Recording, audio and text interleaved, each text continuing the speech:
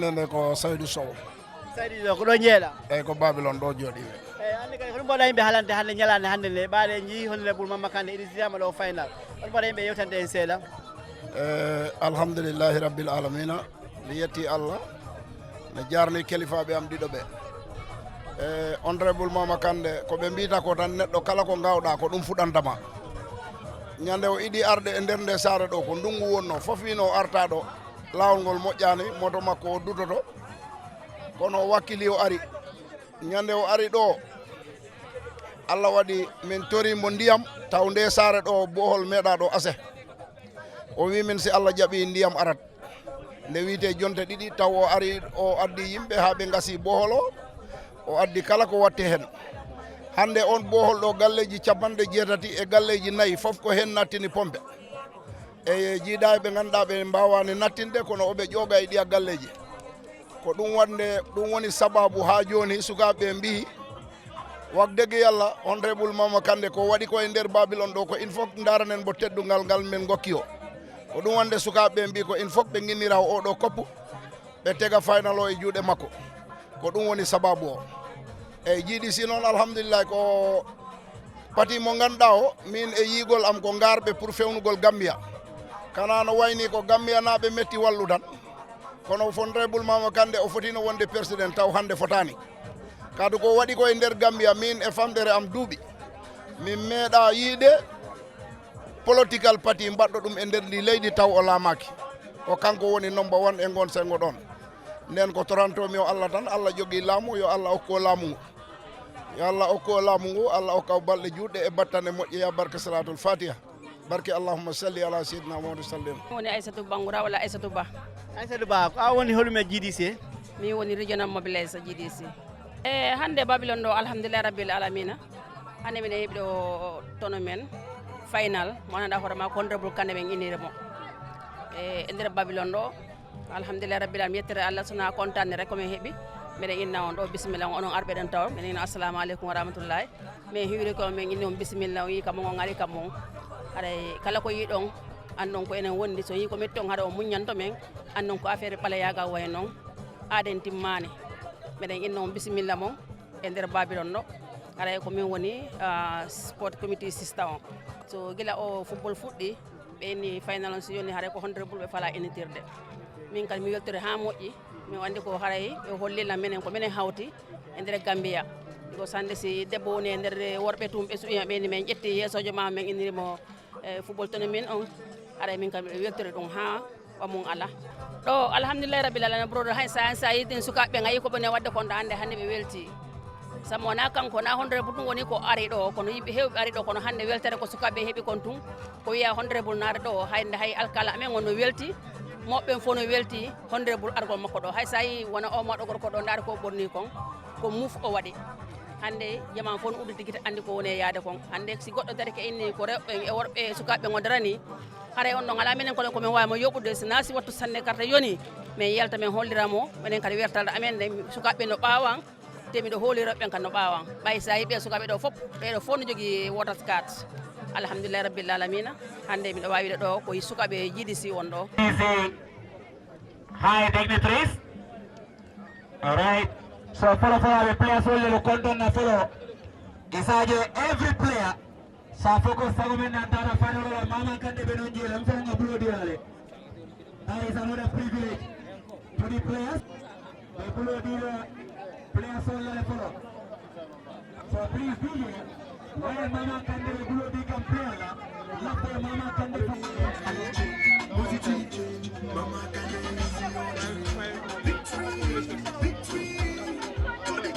Democratic Congress, victory, victory. Vote wisely if you want progress. JDC send the tribalism. JDC send the nepotism. If you want to see Gambia great again, come on, Gambia say it's the only way. JDC is the best party. Unity, peace and harmony. JDC is the best party. It's the people's choice. JDC is the answer for economic stability.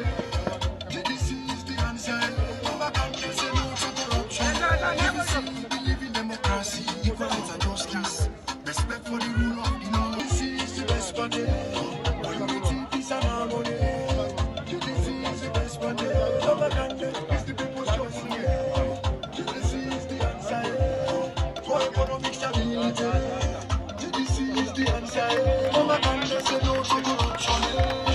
Yes, thank you, DJ. Thank you. Before the referee allows him to take the kickoff, and Bali will schedule to follow.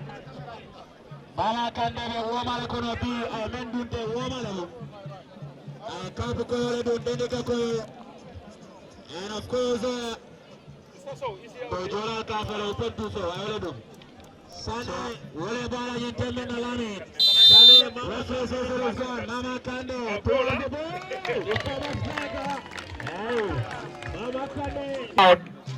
Te gis nañ fee tamit ñu nga xam ne ñooy Fulbe TV ñoom tamit ñu ngi fee DMTV tamit ñu ngi fee kon nañ xam ne Mama Kandeh fépp fu mu dem moomu own media is always after him. So si kaw loolu nag di leen remind ne yéen players yi yéen fans yi képp foo munti nekk na nga xam ne aduna baa ngi laa gis jamono jii li ngay def na la óor kon thank you very much to all those cameramen. Thank you to the sound system my highlight. That is DJ Chris. It's a pleasure. The brother Abdullah Kande. Well, as I said, I am a journalist, Manke Jaloti, but of course as a sport lover, I'm a down na concern kake with the fans, the protection of the fans. Committee Manki Boga Diamo, but a million de Sula Wati, Wolemo Alo, coming Moisegana Bolo, and Balo, Daldi go by for number 2. The number 2 for the Academy boys.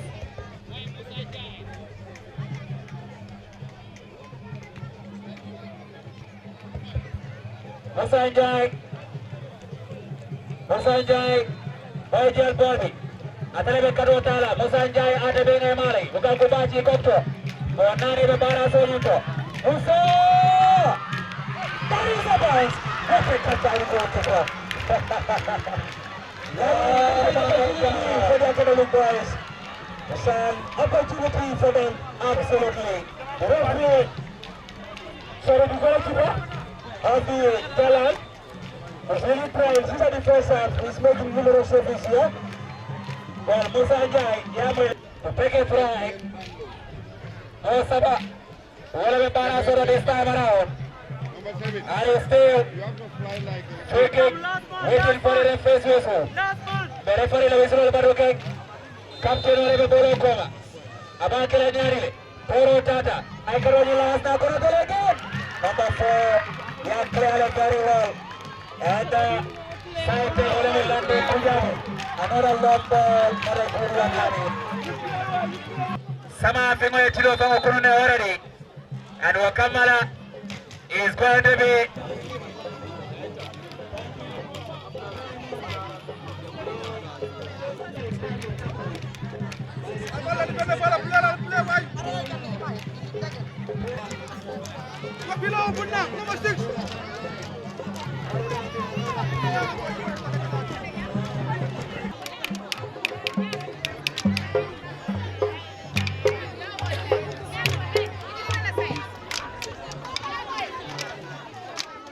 Lavin, I think the academic boys should capitalize with the challenge they are having. Because no time will they sign them almost 6 minutes into the game. And then committee by Fogo go sign when the game's low and they are going straight to play the kick-off. Because Honorable Mama Kano is here, will be giving the trophy for the Babylon 2024-2025. 3 minutes added. They are still now, even last seconds, there will be a goal. Good catch by the goalkeeper. Wonderful. Early stage of second half, whereby the fans will be so excited because Mr. DJ is saying that the final shot for it. But we are seeing the beautiful football now. Well, we now have only 50 seconds to go. Now, and barely 45 seconds now to play here in this game. Through the Academy boys. Number 10 comes inside. The ball! It eluded everyone. Number 5 gets it for Joyce Academy. Another ball inside the area. Headed out there by the central defender. And now this will be the end of it. This will absolutely. Ntom Zakaria Kamara. Boda min doya. Boda Dibakunda wuluta woleto. Bare mbe sirin sunju alaji. Njalam GDC la National Youth Mobilisation. Yeah. Munta ko akata kontan ku bati. Youth solle cité kachare di sono mek na parti leader His Excellency President Mama Kairaba Kande amuta ya tournament o tola la bilom final oti so mbena ta ben o final ol to meta kata tournament ol tole borbi nga tournament nga janje nyami ako en kontan bakele te ay youth sol consider ay musol consider alafta bankola so wala na kabri ya fay doron among any step taje da ajel ko youth sol lafta famfani akumani dawdan da te danku na jelo do kabrin kunun ay délégation wulinde millialon ko be Babylon jang ning sport committee be la do ngambul kaf nyamam be do ko wala anin na campaign manager pour ngaje ko programme on asta according to lafta la nyami ok ha joni Fulbe TV mi ngandina wonde mako Lamin Babylon ngarlen doy tawede tournament mo ngandanta football tournament mo youth Babylon ngintiri honde mo Mama Kande jewne bondire mo ngandanta o kala ko doygal mawgal e GDC assalamu alaikum Mr. Mbalo mi salmini Fulbe TV naɓe fof kala bawɓe en heɗade e caggal programme kala bawɗo en daroyde wonani e weltade kadi min jetti min jani on tuma wawde accude haajuji mon ɗi gaɗon mbaɗon cover programme o min ko Bidji Ba mi wiyete ko addi kam ɗo noon woni o football final tournament pleteɗo ɗo nde wonno COP o ɓe inniri mbo kelifa men woni guiɗo Gambia guiɗo Africa woni honorable Mama Kairaba Kande mo gandanɗo kanko woni yeesojo GDC Allah waɗi nomin tawa on party hande ko min woni national campaign manager mo GDC o puɗɗima programme o bisimillahi rahmani rahim eɗen ñaago tuma gaynetemo alhamdoulillahi rabbil alamina ko final woni ɗo rek bo gandatuma sukaɓe ɓe eɗen gandi football si wiyama football rek ko sukaɓe mbodi football ko sukaɓe Babylon naɓe jooɗi ɓe jewti ɓe pamodiri ɓe kawri he konngol ɓe indiri koppo honorable Mama Kairaba Kande Allah waɗi noon hande ko on final woni play woni hewde ɗo hande andi noon gueɗe Mama Kande wona ko yombata wona ko famɗi kala ko dilli foof haala ka heewat wona haala proti garɗen ɗo hande kono e juuƴaɗen seeɗa because o mbiyama wondema oɗon pokkiti yondugol MPP ko moɗa yewtande yimɓe seeɗa ko ganduɗa hen Mr. Mbalo ɗon ko yettere Allah tigui ayi kelifa neɗɗo moƴƴo si in huule mum haalama wona ko famɗi gueɗe mamma pamɗani te famɗata ko ɗum taki nde wiya ɓe kaala Mama Kande MPP ɓe liggoda walla ɓe jiiɗi wadde coalition walla petina Adama Barrow ɗi faala wadde mo vice président walla ministre ɗum fof en nani kono ko mbamami wiide he wonɓe en heɗade fewdo ala ko heeɓi he ɗum GDC ko parti woɗo independent GDC nde watta register political party ko $1 million min joɓi Mamma Kandeh woni force politicien yoɓɗo $1 million waɗe register nden on political party hande mo famɗani leydi Gambia kala mbo tawtata fiɓe gona gotum ɗum wonta ko suuɗi ɓiɓɓe leydi te ɗum si woni ɗum waɗi ɓen political party MPP naɓe ko ɓe ɓiɓɓe Gambia naɓe political party goɗɗi ɗi ɗo kala gonɗo toon ka ɓiɗɗo Gambia minen hay goto min ɓuura wonde ɓiɓɓe Gambia te maɓɓe kala ɓe ɓuurami wonde ɓiɓɓe Gambia minen fof komin mbi yomin totte leydi ndi min liggondi joni si woni no MPP he GDC ɓe ndenta ɓe gona gotum ɗum ko minen jaltata min kaara ɗum wona woɓɓe kala wona darade ƴefta social media daroɗa social ƴefta mobile ma ñama ha kara comme no yette Diallo naɓe kala ko welma ɗum ala ko heeɓi hen ko taki noon si woɓɓe jeehi MPP haala ka hewani si GDC ɗumanena haala ka heewa ko minen jogui bottino fewnoɗo ko minen jogui minen kala mo min tawdi rek ko on yaata ko ɗum noon taki haala ka heewa ko minen jogui bottino ɗuminin fof ko ɗon ko ɗum taki yimɓeɓe kuuli eɗen gandi haalaɓe ɓe ɗum ha ɓe kala ɓe koɗo andu eɗen gandi koɓe kuuli ko kono mbaɗen sese honorable Kandeh wona cuune honorable Kandeh wona cuune he politique ko mbita an ɓuurimo jawdi a ɓuurimo ganda kono politique mi yiyani politique a ɓurɓe ɗum andude hoko woni politique te kadi ona cuune kala ko watta ko interest leydi ndi o ɗumanta so minen no yimɓeɓe wiitani minen tawta MPP haalaji ɗiɗi keewi no wonɗon nanirde minen kala ko noon min goni nanirde kono honorable Kandeh ko neɗɗo mo gandatamo yimbo waɗi respect GDC naɓe surtout exécutif o kala ko watta ala ko watta e ɓaawa central exécutif makko ɗum noon joni kala no woni toon si woni minen ɗum yettaki e table amen no fi min jooɗo minen liggoda e MPP walla minen liggoda e UDP walla minen liggoda e Doy walla minen liggoda e NRP walla Soɓeya team hay hunde en heɓaki taw kala mo min tawti minen min punta min kaala min kulata haalde saabu ala ko min jakkiɗo si wona ko min moƴƴini ɗo eyyi kono wotaɓe cool e mbiya ɓiɓɓe Gambia naɓe wotaɓe cool ko mbawɗen wiide rek ene mbaɗa 6 opportunity kalden e ɓiɓɓe GDC naɓe yoɓe nde ɓe ketto yeesojo o ñande fof minen min tawte political party walla political party goɗɗo tawti min yomin gollit min jalta min kaala kono ɗum ɗon fof waɗani yoɓe jokku golle mumen ɓe jottano yimɓeɓe ɓe jewtida he mumen ɓe gadda ɓe parti ko 2026 bottino ko minen joguimbo so ko minen godi si Allah jaɓi inchallah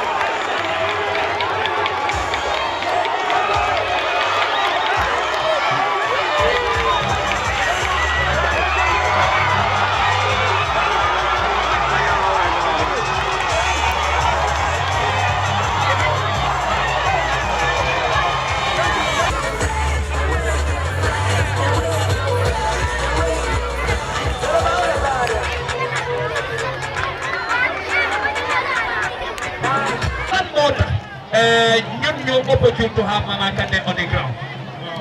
Gambia, we are fortunate to have Honorable Kandeh because dafa nekk nit ku nga xam ne tamit fu mu jógee ba tey fu mu toog si carrière ñu ngi yëpp si jaar te loo jaar li nga xam ne jaar la si yow mu ngi démba donc mais always am di person and the law pour nga delluwaat foofu lii woo si football jaar na si nawetaan jaar na si tournament bi demee nii kon nag su demee ba nga xam ne jamono booba nag moom lu ko mooy it's now my time to support and support bi mooy président ak moo leen wax sport bi di sport comme naa ne kenn du weerante lan la ñu sa def yaa ngi mel son football tournament te soo gisee parties yëpp di def ay tournament dafa fekk ne that initiative comes from the GDC and I believe yow mun nga attest to loolu te loolu yëpp it was with the support of Honorable Kandeh and the GDC executive kon nag Honorable Kandeh mboolem lu nga xam ne grassroots la because dafa gëm ne that's where the foundation starts because ñii suñu leen dimbalee tey we can have so many professional footballers.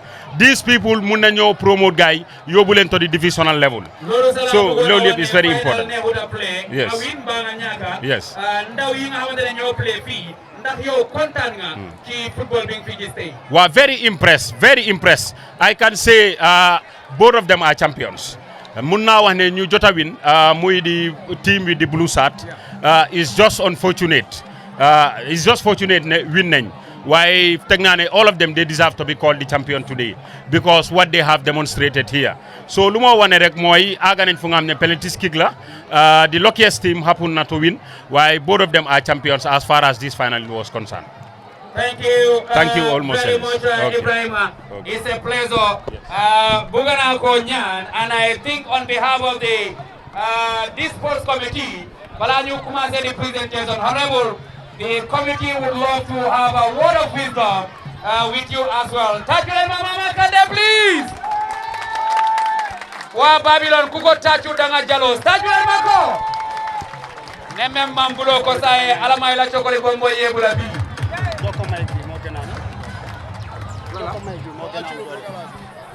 All right. Thank you very much once again. Well, Honorable, you welcome to the Babylon ground here. Lena la buga gërëm Mr. Kandeh mooy gis nañ ne yow teeloon nga aga fii yow nga fii on time and we are very much impressed with that please. We are very much impressed ne ñëwoon nga fii on time nga ñëw uyu si clarion call bii nii. First of all, lan mooy sa impression fii on the ground? Thank you very much. What is your name again? Lamin. Lamin. Kontaan naa torop bi ma ñëwee fii. And I think I want to come back. Suñ ma invité bugga naa ñëwaat. Ndax li ma fi gis daf ma impress. I first of all want to thank the organizers, you know, because everything is well organized, discipline, xale yi ndaw yi everybody. Gis naa ne even buñ defee half time ku nekk yaa ngi toog sa place. Amul benn noise, amul benn xëccoo, amul benn disturbance. So lii rek discipline la te xam naa mu ngi jógee ci organizing committee bi with the support of all the youths and the football teams. Lii ñu ngi koy rafetlu bu baax. Bu ma ñëwee fii after seeing the performance I am very impressed from both teams. Ñaari team yëpp wax dëgg yàlla they have given their all. Try nañ bu baax def na lu leen war. Penalties na wërsëg la. Which I believe Ben team lose it fi amut ken ku ñaaka ñoom ñëpp a win because they have performed very well from day one to date. So fuñ demee ba war a dem final dara desul fa gannaaw penalty absolutely and obviously ñoom ci em comme penalty bi li ma dee wax rek wërsëg la waaye maa ngi leen a encourage nañ continuer seen effort su ñooy def si wàllum sport ci anywhere in the world is very important because sports bi kese mun naa raise the Gambian flag high up there which I believe they can do it. There is nothing that is impossible. So manglena encourage lolu. The other issue is, if you look at the environment here, you look at the people, fee tribalism amufi. Within the field, amuñ won ku ñoy wax ne ki pol la mbate sosé la mbate jola la mbate sarahule la. Everybody was equal in the field. Te li leen soxla in this country. And I'm asking them to continue that spirit of unity, that spirit of appreciation, that spirit of understanding seen diggante ñoom neen. Lolu may lead to my second or final question. Mooy di ne Babylon is one of a unique environment in the Gambia. Lu tax ma wax ne a unique environment because it's a mixture of different tribes. Tribe boo munti xalaat mu ngi fii ci Babylon. And suñu yaay yi ñu nga xamante ne ñëw nañ fii tamit almost a week ago ñu ngi doon advertise ne Mama Kandeh will come. Some of them in fact we are not lovers of football, but they come here specifically pour mun a gis la mun a wone la ne they are in love with you, Kandeh. What can you have for those ladies who are around for you? Well, bala may egga ci those ladies, first of all, comme li nga wax ne Babylon is a mixture of all sorts of how to call it, people. Damay wax ne loolu mooy Gambia. In Gambia dangay fekk fi head bu nekk. So obviously loolu moo fi nekk. Man nag lii dama ko rafetlu, dama ko appreciate. Te maa ngi on ndaw yi nañ gën a jàppalante ñu xam ne dëkk bi seen dëkk la, réew mi seen réew la. Seen unity dafa important. ñu understand each other. Yar ak teggin buñ fi wone foog naa mboolem ku fi ñëw rek kontaan nga tey. To the women, to the ladies, absolutely maa ngi leen a gërëm bu baax. Asatu Bangura and delegation or action team with the GDC membership in Babylon and beyond, maa ngi leen a gërëm bu baax ndax comme ni nga ko waxee am na kilifa yu bari yoo xam ne ñu ngi taxaw fii pour nga gis leen ci football field da yombut. Kon li tax ñi ñëw fii tey Mama Kandeh moo fi ñëw ñu ngi ñëw ngir dañ bugg a Mama Kandeh bugg nañ nekk fa mboolem fu Mama Kandeh teew. Kon maa ngi leen a gërëm bu baax di leen ñaanal unity bu nekk seen biir yàlla na ko yàlla yokka. Yëg naa ne sax jaraloon la leen ñoom ñu dem itu ay mbana commencé di tooga xam naa ñu mel ni ñoom maalaw suma lawbe bi moom depuis diggi bëccëg moom egsi na si fil bi fi mu ngi toog. Kon maa ngi gërëm ñëpp di gërëm my own executive boo xam ne ni suma delegation ànd na ak ñoom the regional committee, the constituency committees ak mboolem membership of the GDC, the organizers and everybody maa ngi leen a gërëm di gërëm waa Babylon yëpp di gërëm alkali bi di gërëm every member of this community.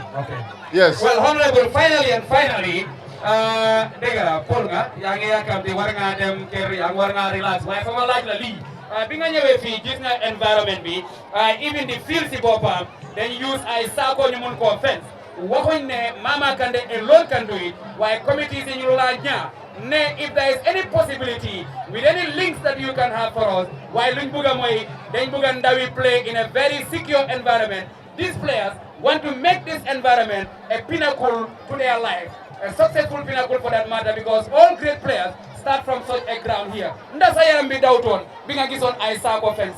Well, thank you very much ci laajte boobu ak ene bi nga amar pour fi ndawi Babylon.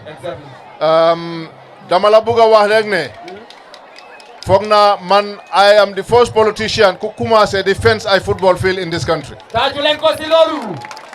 Kon pour ma déggali duhut loo xam ne ni lu es la ci man te suñ ma ko laajee tamit duhut loo xam ne ni daf may tiital ndax def naa ko defaat ko te dinaa ko continuer di def te suma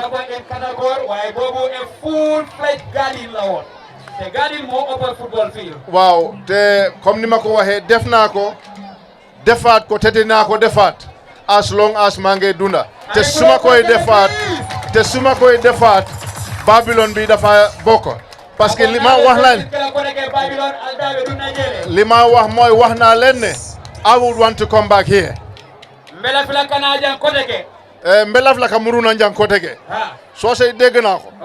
So Babylon al salon ko ntening al tollemu fo baye ja. Exactly. So football fence of for football field offense wo manke ku kutati nteto adung inshallah mba kela adun nimba continue la fanan al salon ko Babylon dabe taralaje inshallah. Thank you very much, Mama Kande Alibulo. Thank you. Thank you. Thank you, Honorable. Abarka. It's a pleasure. Abaraka Bake. You may have a seat. Thank you, Honorable. And I think now, Mr. Chairman of the Sports Committee, Mr. Chairman, 1 minute. Mr. Sani, Master of Ceremony, thank you very much. Ngamara yakumo bande. Bari nye kumandiroke, especially yakumandiroke patile. Yaje komi ko patinyin la kuntonko mimu la secretary general ti. Wo fango ina kedanko ila kumandirola. Fen kontanim tige mi alonko at least mi aussi.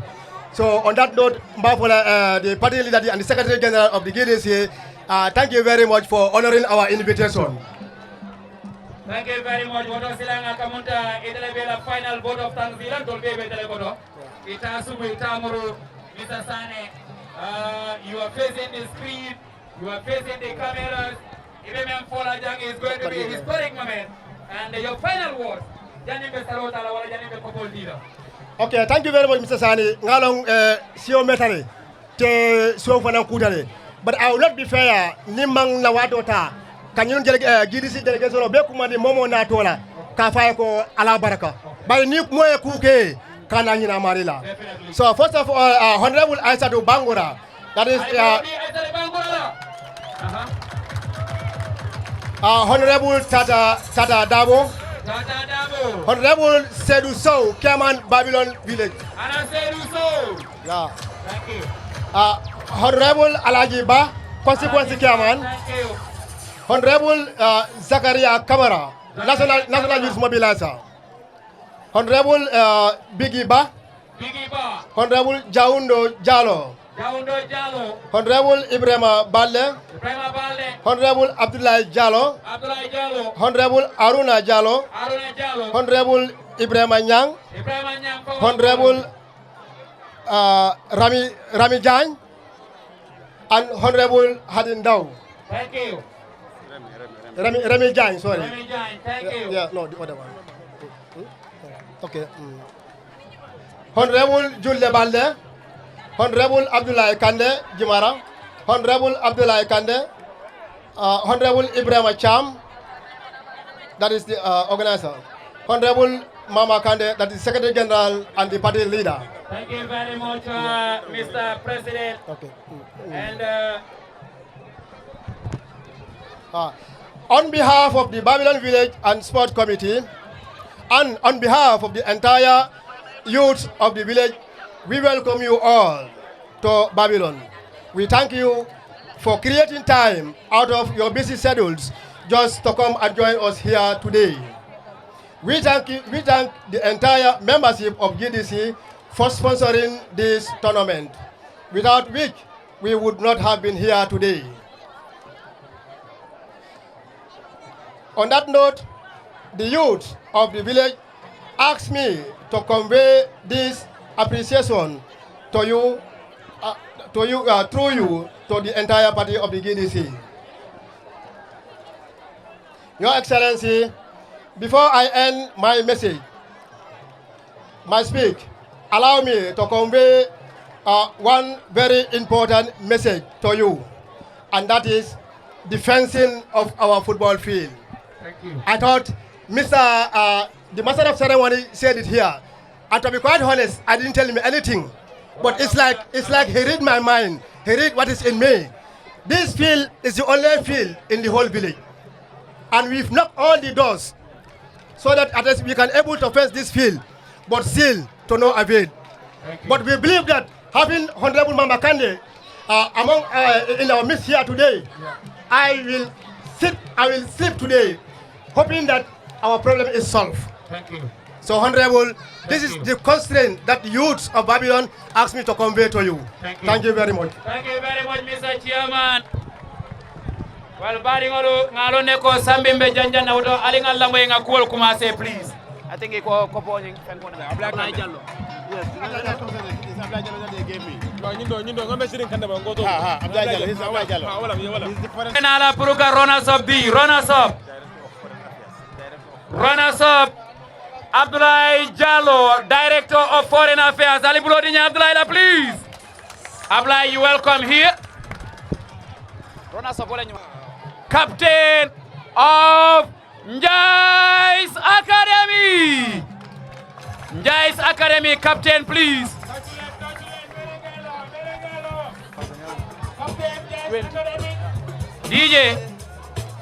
DJ, iko second prize, wala na Mama Kande, sorry, Ibrahim Dalasi. Tajulenko, please. 20,000 Dalasi. Wala kake dula atola winners. Only 20 lekata, atola jaronas in 20 lekata. No doubt, Mama Kande is the muscle behind it. Sane, the captain is crying. Right. The captain is crying, Sane, with the trophy and the cash. Thank you. Are you happy? Hey, Pepe. Now, Mbela filanga nyi kumande nga fole no komanto. Ali alo ne ko Babylon albe sirine and albe diarine. Meme kumandela neme mambulo ko sindele nga fo. Mba fola le kodeke. Alama ni seta su ya tale la chokoli bombo yebula. Ali Bulodinya Honorable Mama Kande. Honorable Mama Kande will award these $25,000. Champions of the land goes to Njilan FC. Captain Ole, captain. DJ. Afaenso. DJ. Captain Ole, captain. Njilan FC, Captain. Njilan FC, Captain Oyena, please. Thank you, Honorable Kande. Thank you, Njilan FC, for being the champions of the land. And that is $25,000. Thank you. This picture will go a long way. Journalists can make a better story from this picture. Wonderful. Thank you. Honorable, it's a pleasure. Thank you. Amfal is the winner. Thanks a lot. Good. Captain of Njilan. So now, time to celebrate the trophy for Njilan FC.